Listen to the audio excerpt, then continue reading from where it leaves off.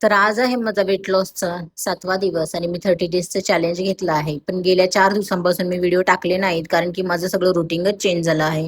जसं की तुम्हाला माहित आहे की माझं 3 महिन्यांचं बाळ आहे आणि ती रात्रभर जागी राहते आणि मला त्याच्यामुळं सकाळी मी खूप लेट उठते आणि मग त्याच्यानंतर माझ्या बाकीच्या गोष्टी सगळ्या शूट करायच्या स्किप होत आहेत.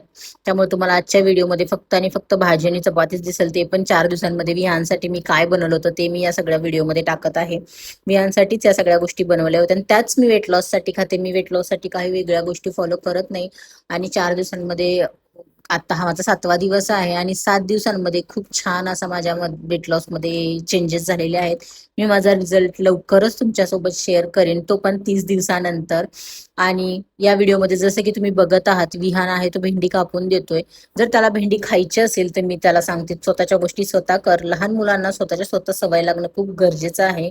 जसं की तुम्ही आता बघताय, जर मुलांना कळालंच पाहिजे की आपण आपल्या गोष्टी ह्या केल्याच पाहिजेत. सो आजच्या व्हिडिओमध्ये एवढंच. विहानचा होमवर्क घेतला, नंतर त्याला खायला प्यायला आज सगळं त्याच्या आवडीचं होतं. बाय, भेटूया उद्याच्या ब्लॉगमध्ये.